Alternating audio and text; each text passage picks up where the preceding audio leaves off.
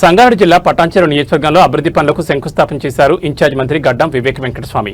ఈ కార్యక్రమంలో పటాన్చెరు నియోజకవర్గం Congress in charge Kata Srinivas Goud, market committee chairman, దేవాదాయ చైర్మన్, ఆత్మ కమిటీ చైర్మన్, సర్పంచులు, కౌన్సిలర్లు, కాంగ్రెస్ కార్యకర్తలు భారీ ఎత్తున పాల్గొన్నారు.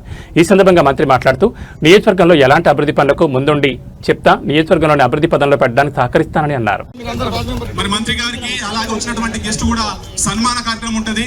సన్మాన కార్యక్రమంలో అనంతరం వచ్చిన సంఘాలకు కూడా అందరికి అవకాశం ఉంటుంది. కాబట్టి మున్సిపల్ సంబంధించిన చైర్పర్సన్స్, కౌన్సిలర్స్ అందరూ వీరంగూడ నుంచి వచ్చి చిన్నారం, గుమ్మడిగల, కొంతపల్లి, ఇంద్రేశం,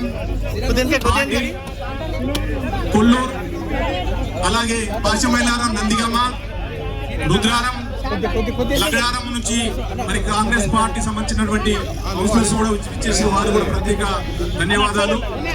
మరి మంత్రి గారి చేతుల మీదుగా శంకుస్థాపన జరుగుతుంది. చప్పట్లతోటి అందరూ మరి అలాగే మరి మంత్రి గారికి మైనార్టీకి సంబంధించినటువంటి మెమోరాండం కూడా ఇస్తారు. అలాగే వేదిక వద్దకు రావాల్సింది కోరుచున్నాం. అందరూ అనంతరం మంత్రి గారి సందేశం ఉంటుంది.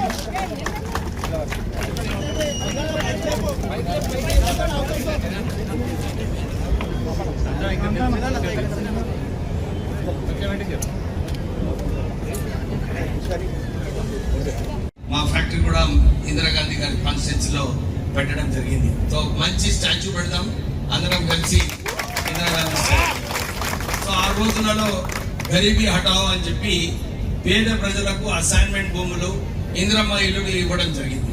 తర్వాత 2013లో కూడా కాంగ్రెస్ ప్రభుత్వం ఉన్నప్పుడు ఇందిరమ్మ ఇల్లులు ఇస్తే బాగుంటుంది అని చెప్పి ఆ రోజులలో అందరికి ఇందిరమ్మ ఇల్లులు ఇవ్వడం జరిగింది.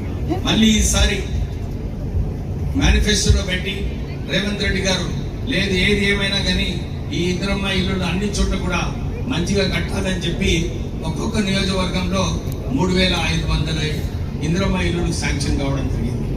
మొన్న శ్రీనివాస్ రెడ్డి గారు రెవెన్యూ మినిస్టర్ గారు రివ్యూ తీసుకున్నారు.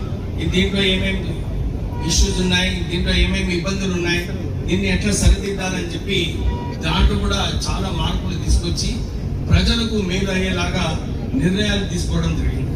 సో నేను అందరికీ కోరేది ఏంటంటే ఎవరైతే నిజంగా స్థోమత లేదో వారికి కొంచెం కాంట్రాక్టులతో, నేను కలెక్టర్ గారు మీరు చొరవ తీసుకోవాలి, కాంట్రాక్ట్స్తో మాట్లాడి అదే బేస్మెంట్ లెవెల్ వచ్చే వరకు వారికి సాయం చేస్తే వారు తగ్గిన ఇళ్ళన్నీ కూడా కట్టుకుంటారు.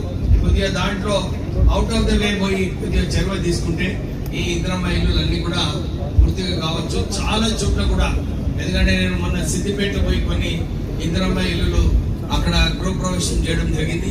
మా కాన్స్టిట్యూన్సీలో కూడా చేసుకున్నప్పుడు చాలా చక్కగా కట్టుకుంటున్నారు ఈ ఇందిరమ్మ ఇల్లులు. సో మీరు అందరూ కూడా ఎవరైతే అర్హత ఉందో అందరూ కూడా ముందుకు వచ్చి ఈ ఇందిరమ్మ ఇల్లులు కట్టుకోవాలి.